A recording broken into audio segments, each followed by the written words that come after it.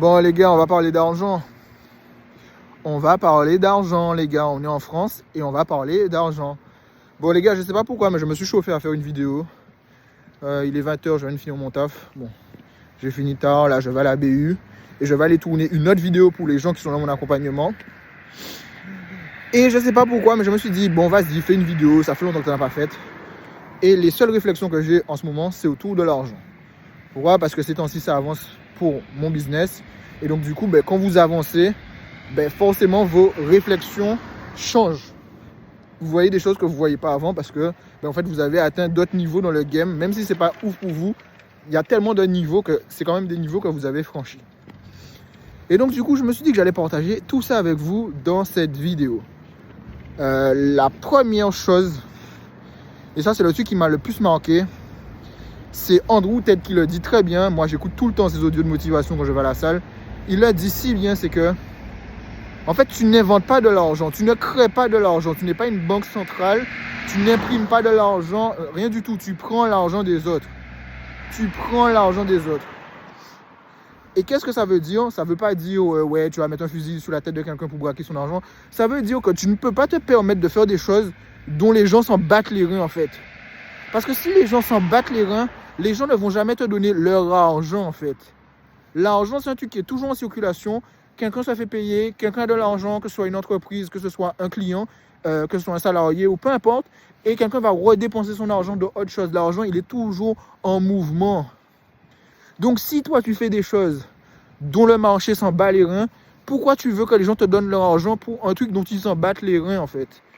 Donc les déductions à tenir de ça, c'est que dès que vous voyez des industries qui gagnent beaucoup d'argent, c'est pas que le truc était inutile, ne sert à rien, c'est là où les gens de base voulaient mettre leur argent en fait.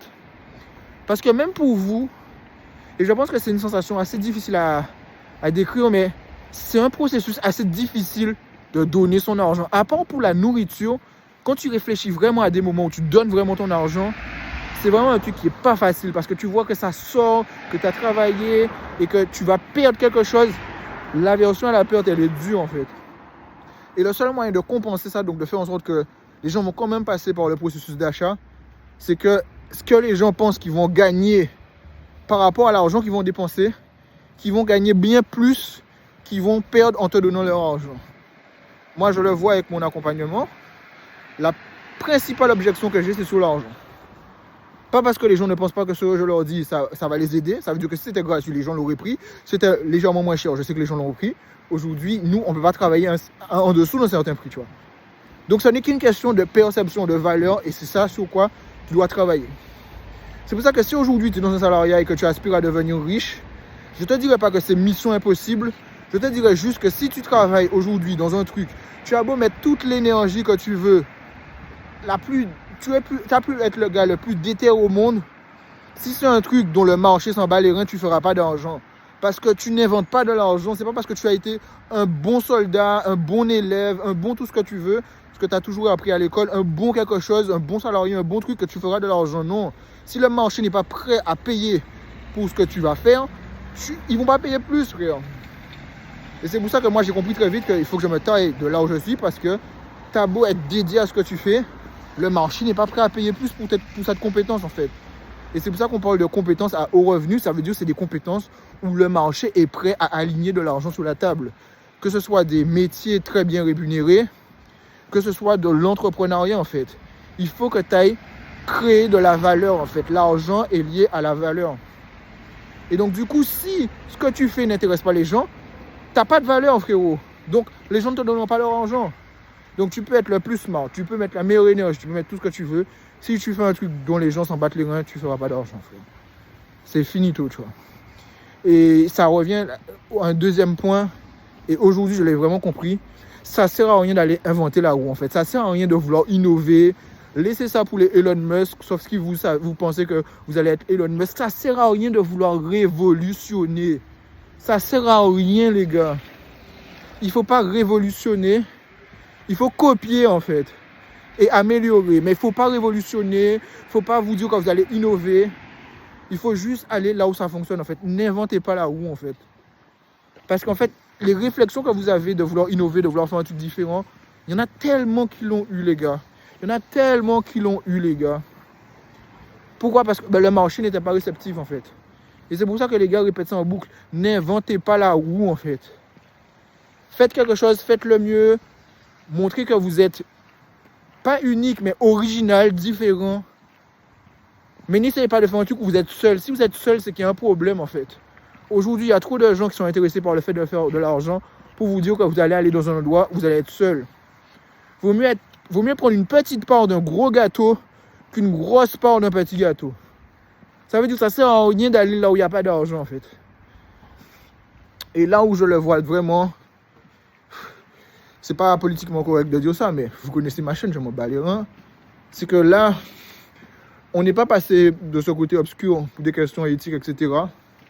Mais là, vraiment, genre, si je regarde encore les vidéos faire de l'argent en ligne, etc.